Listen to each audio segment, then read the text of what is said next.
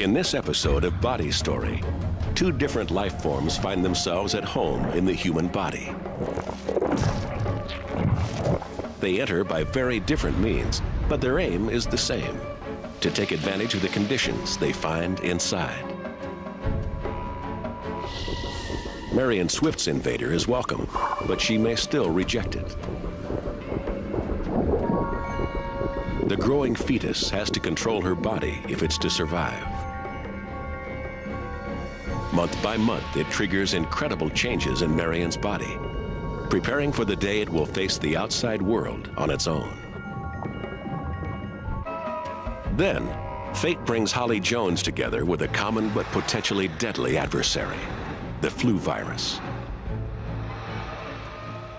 The virus makes its home in her throat. It multiplies and spreads like wildfire. We see how Holly's symptoms are caused by her own body as it fights the virus.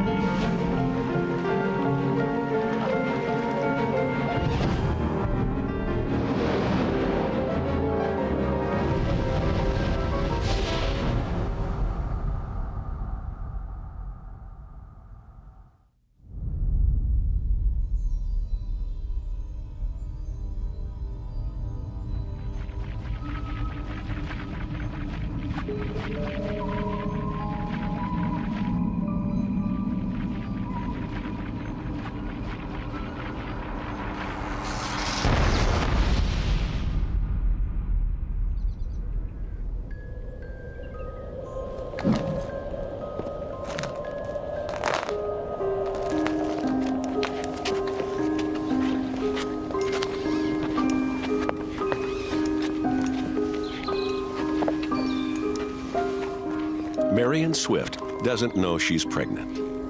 Come on in.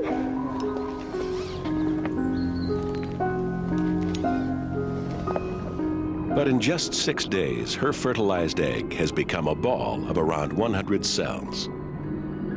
It has traveled along one of her fallopian tubes and is now free-floating down the wall of her womb. Contained within this tiny ball of cells is everything it takes to make a perfect human being. But its journey is fraught with danger. The first 3 months are critical. That's when 3/4 of all miscarriages occur.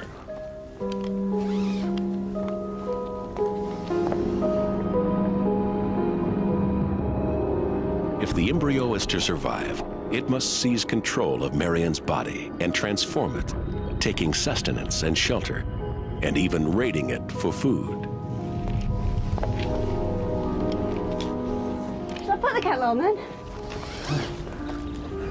What happened? I just lost my footing. First, the embryo has to find a foothold. It releases enzymes which melt away the lining of Marion's womb.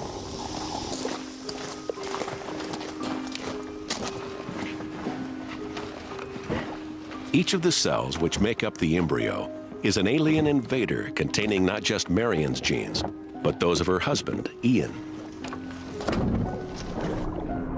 Marion's body is patrolled by immune cells which seek out alien organisms. These macrophages destroy invaders by eating them. In her womb, the macrophages surround the newly arrived embryo. But on the surface, the embryo looks just like a normal part of Marion's body.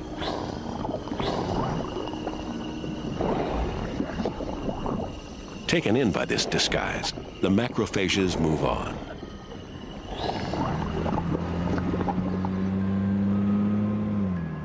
But the embryo is still not safe. In a week's time, Marion will begin to menstruate, and the tiny embryo will be flushed from her body. Its only hope is to stop Marion's period. It burrows deep into the womb wall in search of her blood vessels.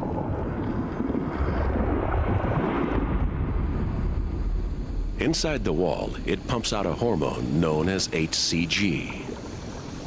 The hormone seeps into Marion's bloodstream and proceeds to hijack her menstrual cycle.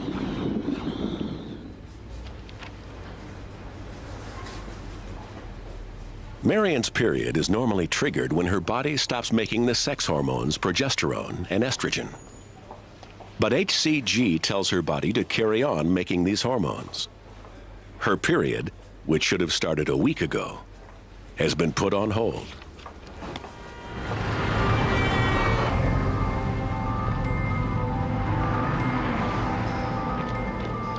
Though the embryo is no bigger than a grain of rice, it has already taken control of the systems which regulate Marion's body.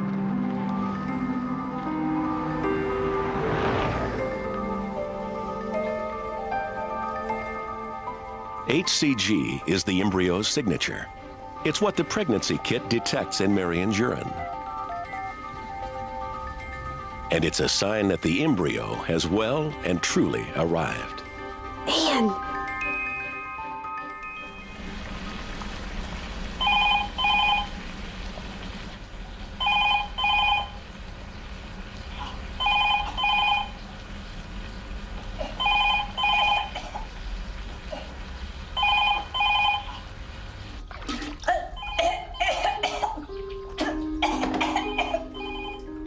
From now on, Marion's well-being comes second to the growing demands of the new life inside her.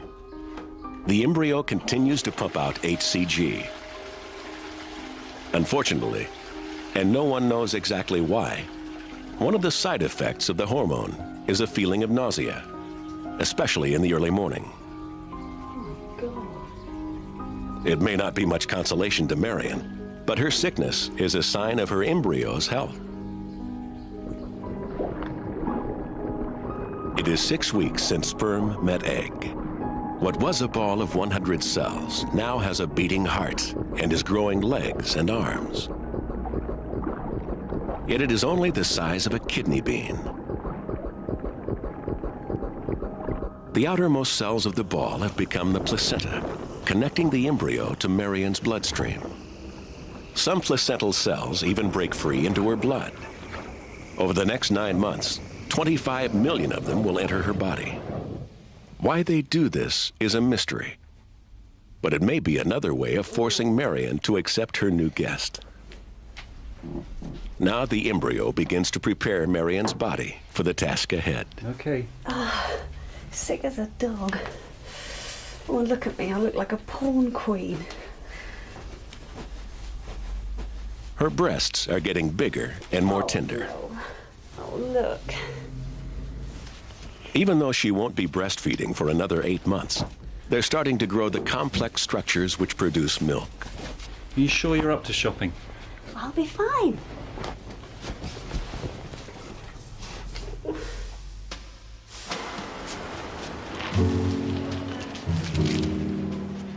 But before that, the embryo has a lot of growing to do, and growth requires energy. How about this for the nursery? Oh no, that's an awful colour. It's only a thought. I just think it's tempting fate to paint the nursery this early. Anyway, I prefer yellow. For the first time, the placenta starts to produce its own supplies of progesterone and estrogen. These new hormones flood into every part of Marion's body. In her brain, levels of progesterone rise to 7 times normal, interfering with the electrical signals pulsing between her brain cells. The progesterone acts like a tranquilizer. Marion feels exhausted, which is just what the embryo wants. It needs her to conserve energy so it can put more and more demands on her body.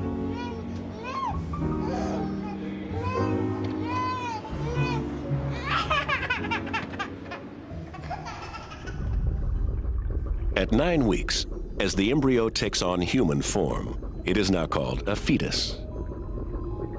Although still the size of a grape, it continues to prepare Marion for the day it will be much bigger and need vast quantities of blood to feed it. You've missed a bit. Over the next few months, Marion's body must produce an extra 3.5 pints of blood. To achieve this, the fetus sets off a chain reaction.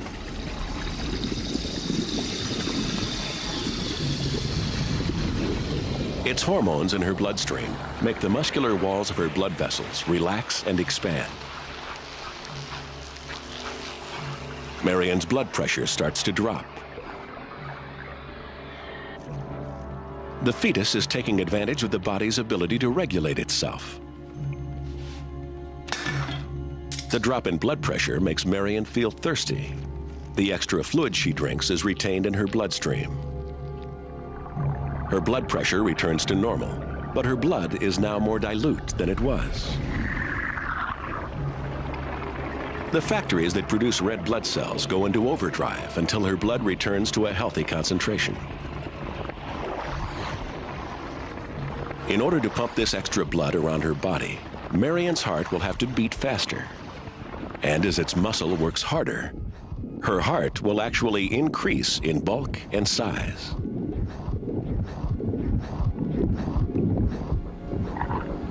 Hi there, Sparky. Oh, look, he's got his hands above his head. At the command of this tiny fetus, Marion's body has undergone an incredible internal transformation.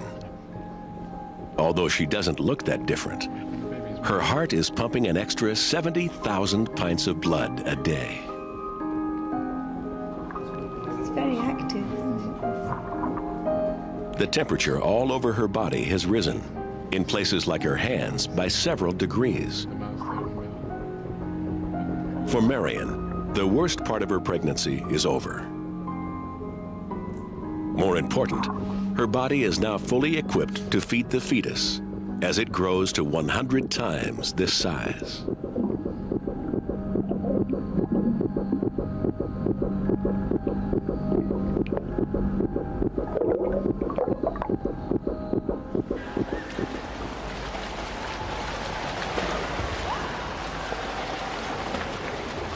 Three months into her pregnancy, Marion feels fantastically healthy.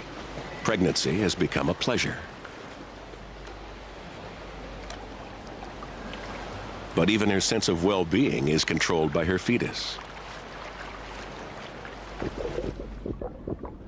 Over the 9 months of pregnancy, it will produce more estrogen than a non-pregnant woman can make in an entire lifetime.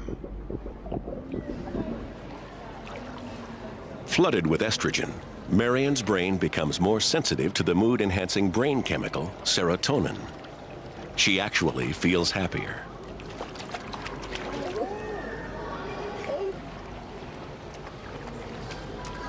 She doesn't just feel better, she looks better too.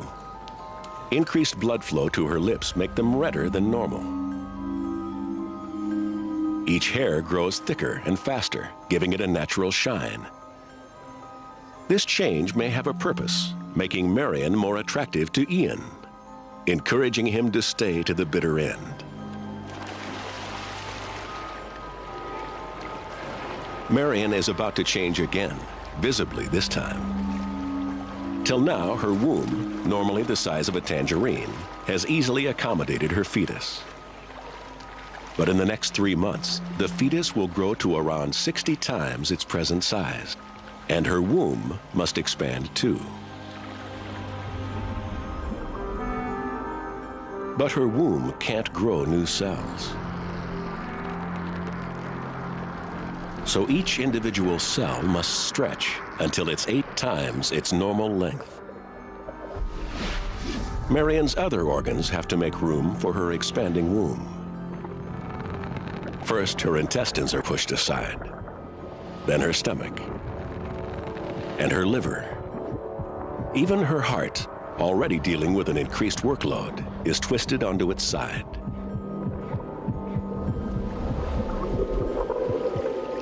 At 6 months, Marion's torso is packed full.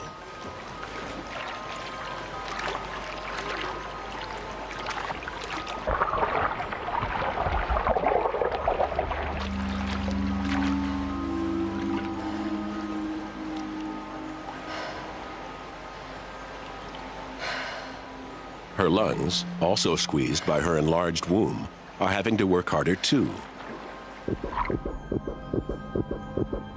Like any living creature, the fetus needs to get rid of waste products.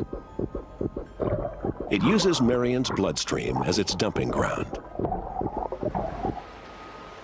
This waste includes carbon dioxide, toxic in high doses. To get rid of it, Marion must inhale and exhale 20% more air. She isn't just eating for two, she's also breathing for two.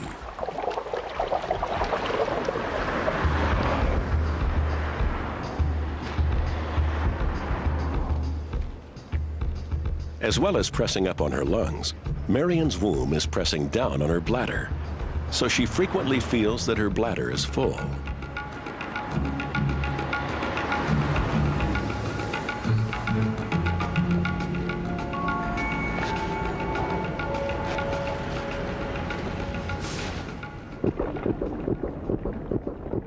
With just 2 months to go, the fetus is still less than half its birth weight.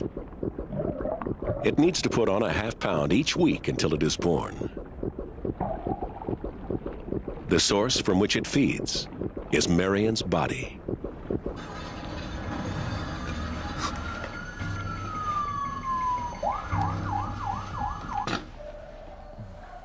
The fetus needs calcium to harden its bones. Marion is eating plenty, but it's still not enough for her fetus. So it turns to her long-term calcium stores, her skeleton.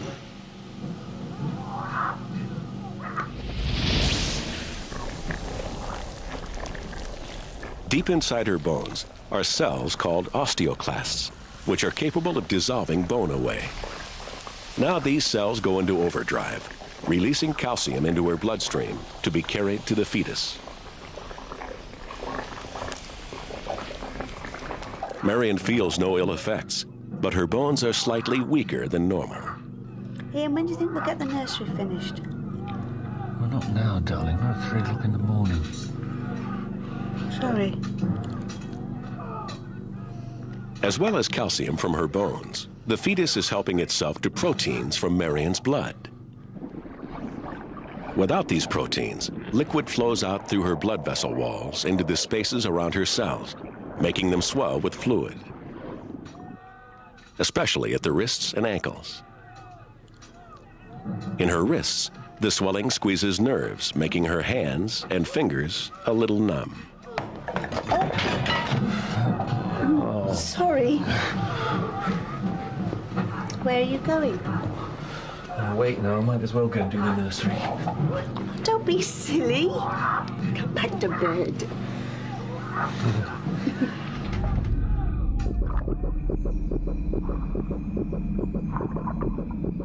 At 8.5 months, the fetus has grown to the size of a football. It's toning its muscles with the occasional practice kick. What are you doing down there, Sparky?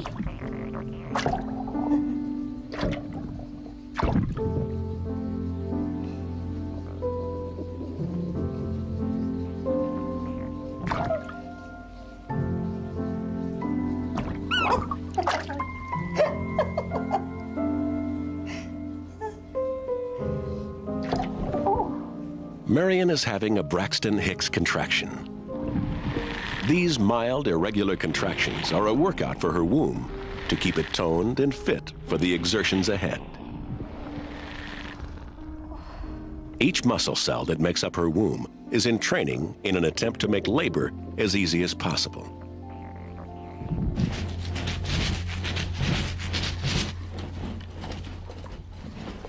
For 9 months, Marion's body has provided food and lodging for her fetus.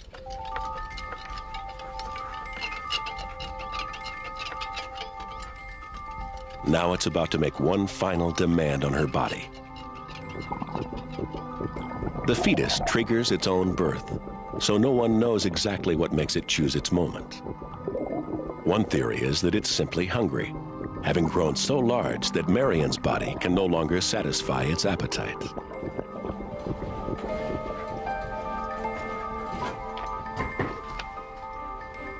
Looking good.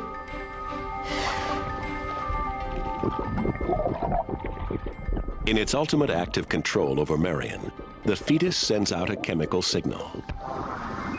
The hormone oxytocin is released from both Marion's brain and the fetus's brain into her bloodstream. It binds to her womb muscle cells and makes them contract violently.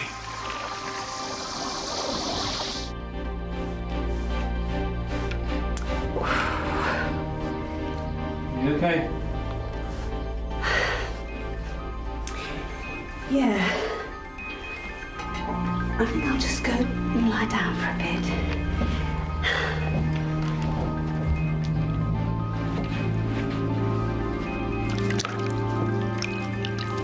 Yeah, What?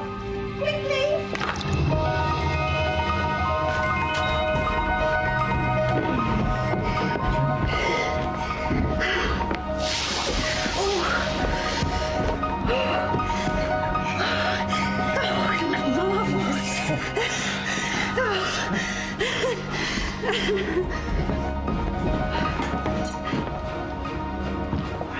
Each time Marion has a contraction, it pulls the neck of her womb, her cervix, open a little further.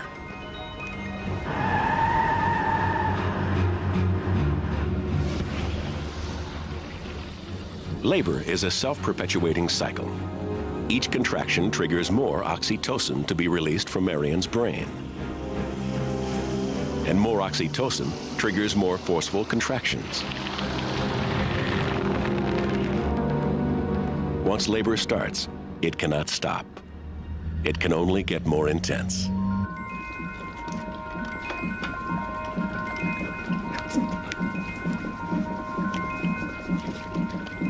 Right, deep breath in now. Hold it and push down. That's the girl. Keep it coming up. Right, a deep breath in quickly. Hold it and push. And push. Yes. And again. It has taken 12 hours for Marion's cervix to dilate or open fully. Now she can push the baby's head into the birth canal.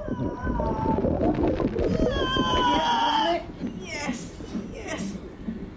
Good girl. Another deep breath in, hold it, and push. Yes, come on. Breath in, hold it, and push down. Push down. Push down. Don't bend my legs too much. I feel like a frog. Yeah.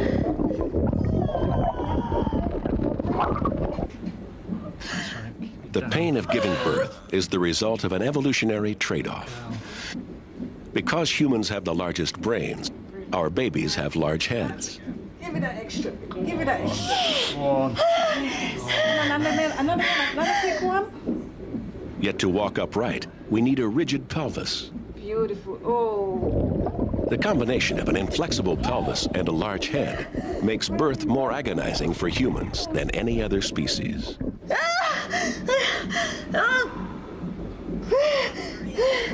I can't. And again. And again.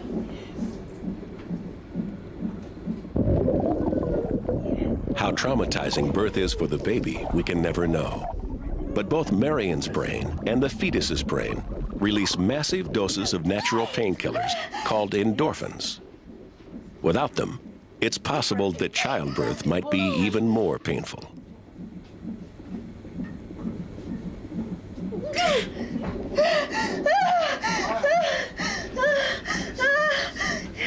It's still going. Push.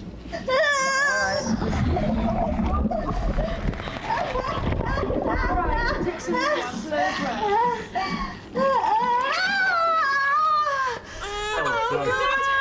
It's a girl. The girls and boys. Oh my God. Oh, hello. No problem. Oh, darling. There you are. Oh, God. Well done. Oh, she's enormous. Oh, you're so big. Oh. As the baby breathes with its own lungs, it is no longer dependent on Marion's body for survival. One relationship is over, but a new one is about to begin. Darling. Sparky, you a girl. Oh, I've got a baby. Oh. Up next, spawning of a different kind inside the human body. This one not nearly so nice, nor welcome. How the nasty flu co-opts cells to do its viral bidding, and breeding, and the biological warfare we wage against the invader.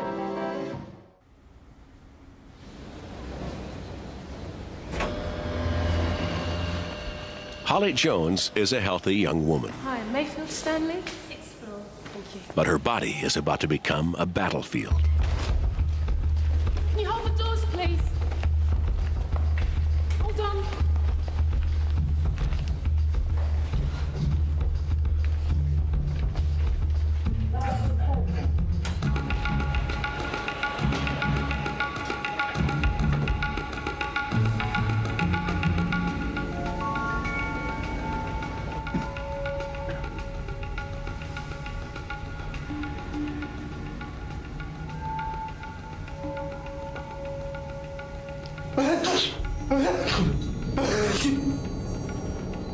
A sneeze explodes into the area at 40 miles an hour, sweeping 100,000 droplets of mucus into every corner of the elevator.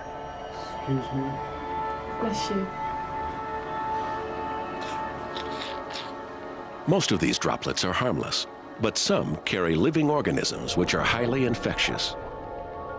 These bacteria and tiny viruses will spawn inside a human body. The cold, dry air of the elevator will kill them in minutes. They urgently need to find another human host.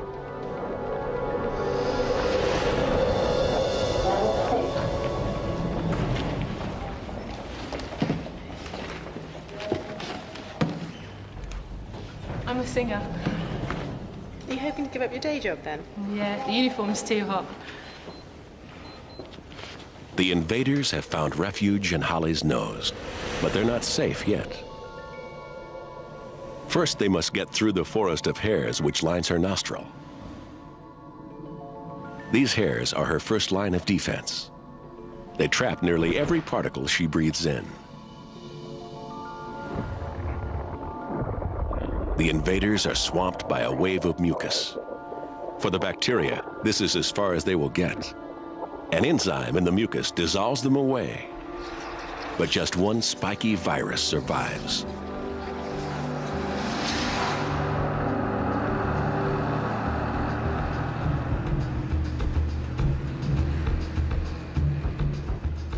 As Holly breathes in again, she rips the virus from her nose hair and sucks it into the cavern of her nostril.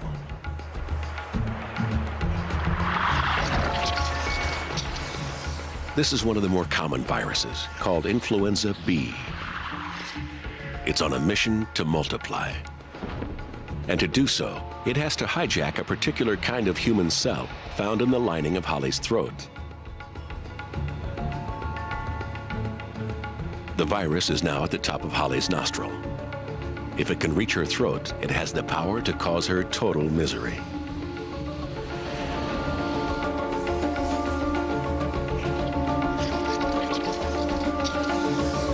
Her winding nasal passages are designed to trap invaders and wash them into her stomach to be destroyed. But Holly's own breath pulls the virus free yet again, closer and closer to her throat. That's from me to you. You gotta take it in your stride. You can hide, you can hide. Truth you cannot hide. Against all odds, the virus has made it to Holly's throat. As it burrows through a thick sea of mucus, it approaches the cells which are its target. Now it has to pull off one final trick. The flu virus has evolved to take advantage of the way that human cells work. Hurry up. Holly's cells communicate with each other using proteins as messengers. Hello, hurry up. The spikes on the virus allow it to impersonate one of these proteins. It docks with receptors on the surface of Holly's cell. The cell is fooled. It reads the virus as a harmless protein. The virus slips inside. The first stage of the invasion is complete.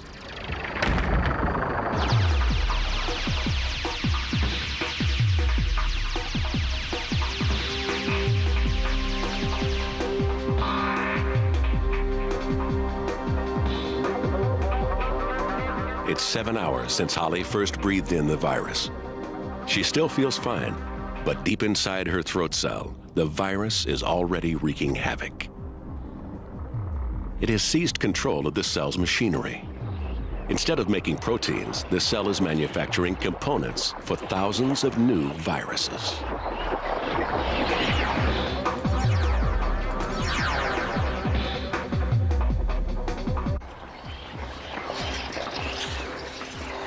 Holly's cell has become a virus cloning factory. From this single throat cell, 10,000 viruses are born. Each new virus will set out to hijack another cell and turn it into a new cloning machine. Phase 2 of the invasion is on the way. I know this music journalist might come down and give us a review. Really? Yeah. Right, I'm just going to run through what we're going to do on Friday. Obviously, set drums up, back, yeah? We're going to have 2 sets of 4 hours. In just 2 hours, the virus has infected 5,000 cells in Holly's throat. Then, Dave, you're going to be stage left, so get all your gear around here. Sal, your stuff's going to be here, set all of your gear up there. If it spreads to her lungs, it could make her critically ill. Really, but I would imagine 1, 2... It's time for her body to fight back. The frontline troops of the immune system are the natural killer cells. They patrol Holly's body looking for trouble. They spray a poison to destroy the pieces of virus being hatched inside the cell. But this is warfare of the crudest kind. In the process, many of Holly's own throat cells are obliterated. Keyboards at right angles, so that's no problem. Excuse just a second, love. Thanks. You're going to have the full run of the whole stage. Now, we've got 4 Sorry to tea interrupt bags. band, Mrs. Alex. Might get another coffee. Anyone want one? Oh, yeah, please, Monica. Cappuccino, no sugar? How long have you been going out with her?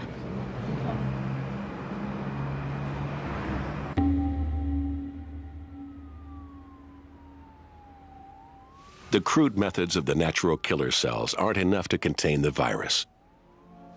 It's now breeding inside 500,000 of Holly's throat cells. Somewhere in her body, she does possess the ultimate weapon against influenza B. 2 single immune cells capable of wiping out the invasion altogether. But they are 2 cells among trillions. And until they're found, Holly's natural killer cells must soldier on alone. The collateral damage gets worse. Cell debris piles up in her throat.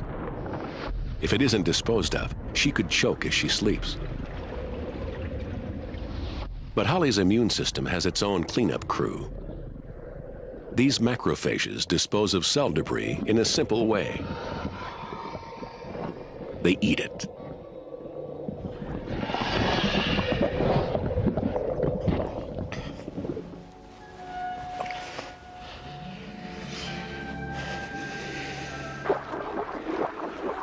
Debris that isn't devoured by macrophages is carried away on tiny beating hairs called cilia, to be swallowed and digested.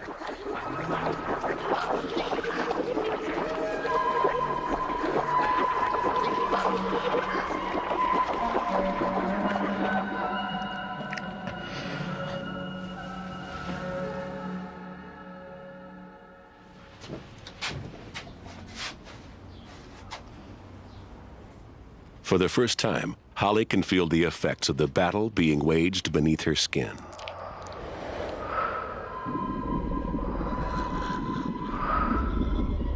Trying to contain the virus, her own immune system has destroyed thousands of throat cells. Holly's throat has become raw and swollen and sore.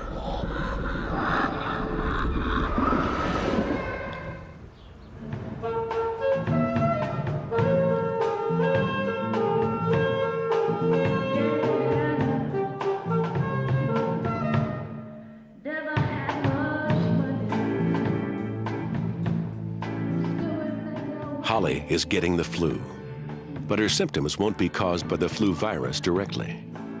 Instead, they'll be triggered by the desperate rear guard action of her own body.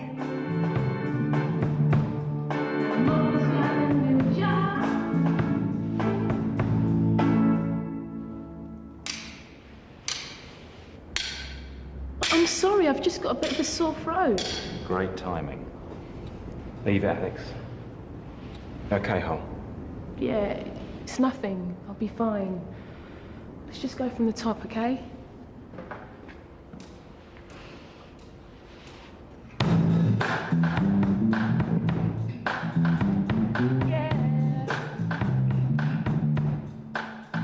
The next phase in Holly's immune response has begun.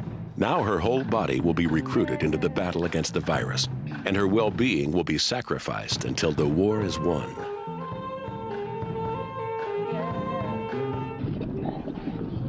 The macrophages working in her throat release chemical smoke signals called interleukins.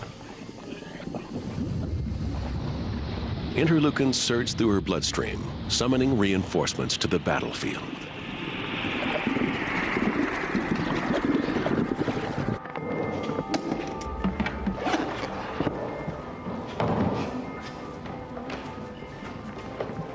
The interleukins also make Holly feel terrible.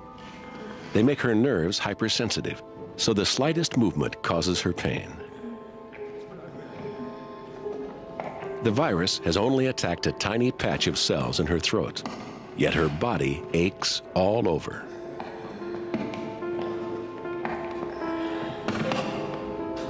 Just go and get some rest. You'll be fine. But her pain has a purpose. Holly's body is telling her to slow down. She'll need every ounce of energy to defeat the virus. See you later.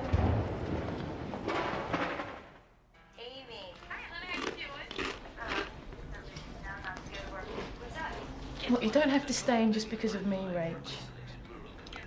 Actually, I'm not. I'm going out in a minute. Look, are you all right? Do you need anything? I'm freezing. You just don't care.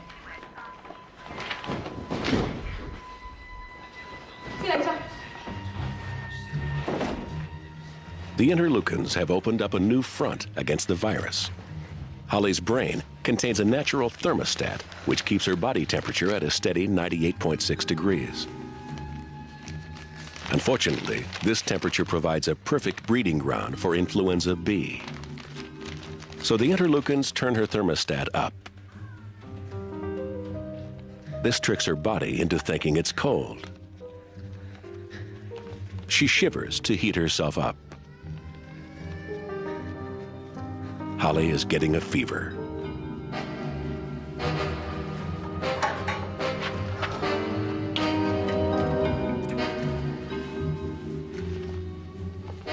As her temperature rises, virus cloning slows down.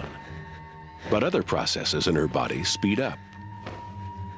New immune cells are produced at a faster rate. Even her hair and nails grow 20% quicker than normal.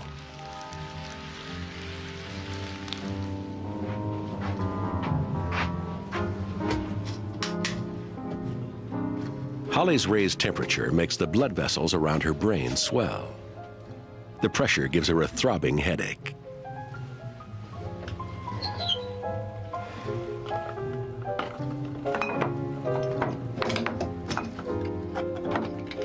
Though very high fevers can be dangerous, it's not bad that she can't find any pills for her headache. Painkillers would also lower her fever and give the virus a new lease on life.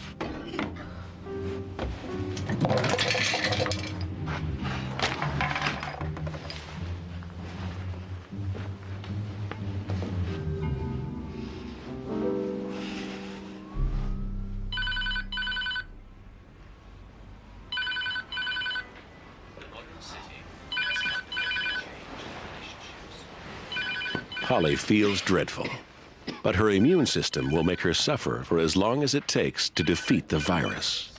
Hello? Oh, hi, Dave. Yeah.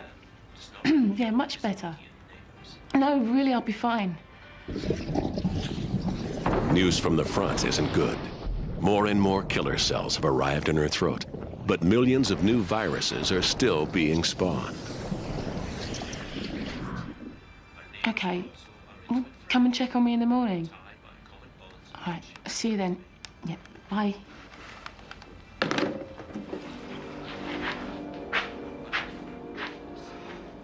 Holly's chances of singing on stage in 24 hours are looking remote.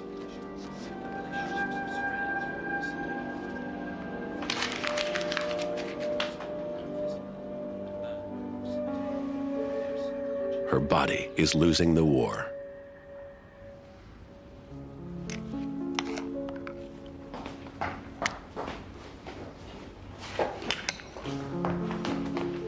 Holly has been fighting the virus for 36 hours with no sign of success.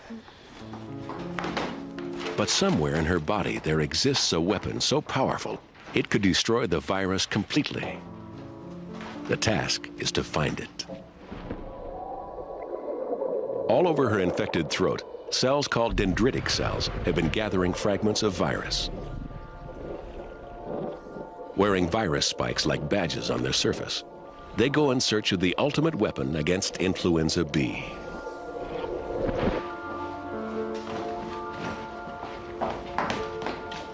You're not eating anything. So you clean the bathroom. That's all right, I'll get on my way out. See you later. Hope you're feeling better. Bye. All of Holly's hopes are pinned on the dendritic cells. The immune system is one of the most remarkable features of the human body. Here in Holly's lymph, 1 trillion cells known as T cells and B cells are floating, each one individually designed to kill a different foreign invader. Each one waiting for the call. And among these trillion cells, just 1 T cell and B cell are designed to deal with influenza B. If they're found, they'll mount a devastating pincer attack on the virus. You're right, Hal. Hi. How you feeling, Hal? Terrible. I'm sorry, but we're going to have to cancel.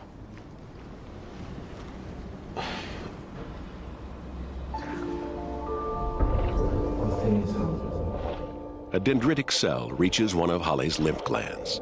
It offers up its virus spikes, seeking out the one cell which might recognize the virus.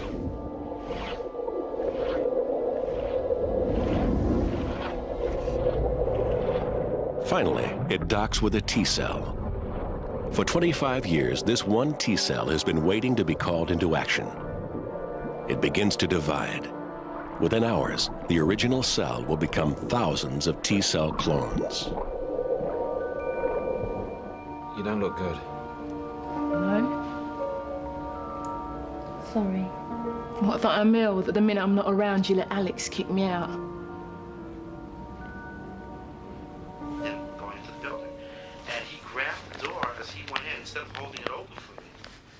I mean, he grabbed the door and pulled it closed. I don't trust anybody. It's like So who's this Monica then? sweetest looking little She's Alex's girlfriend. He wanted her in the band from the beginning. Can she sing? She knows the songs. She hasn't got the stinking flu. They'll be on stage now. Packed with dividing T cells, Holly's glands have begun to swell. But this time, her pain is a sign that the tide is turning. The T cells are launched into her bloodstream.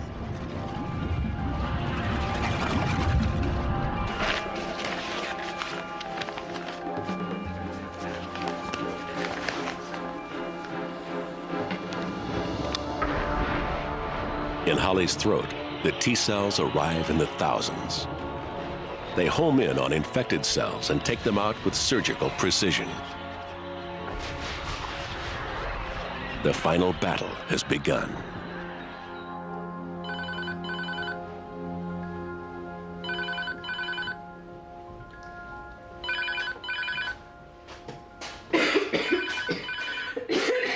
Holly's cough is further evidence that the T cells are winning.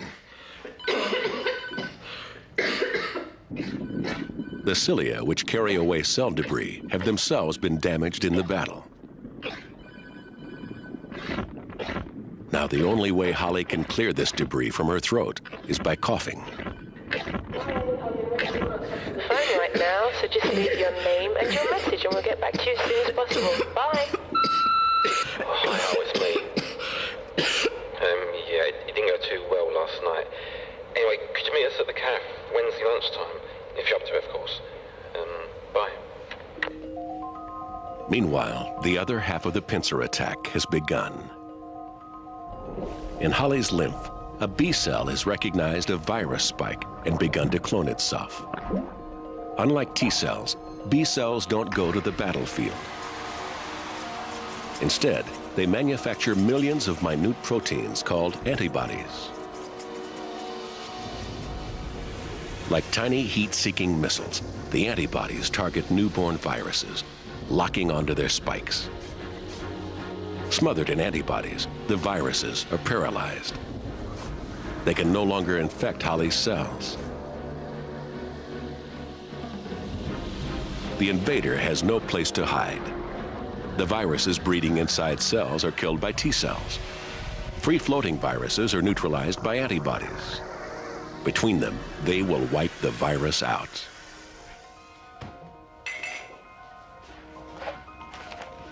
But Holly's symptoms won't disappear just yet. Only when her immune system scales down its effort will she start to feel better.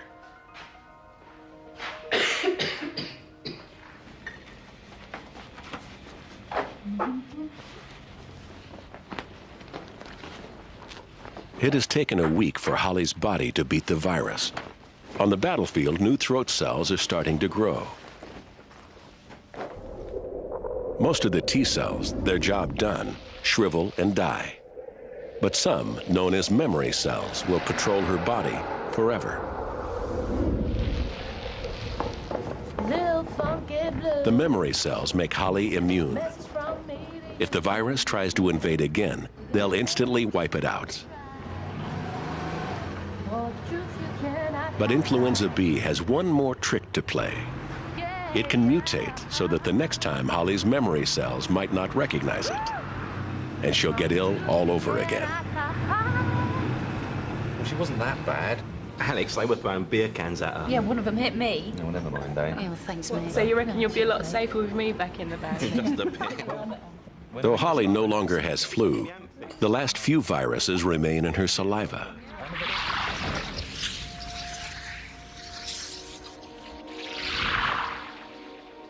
Her virus can't survive outside a human host. It urgently needs a new body to colonize.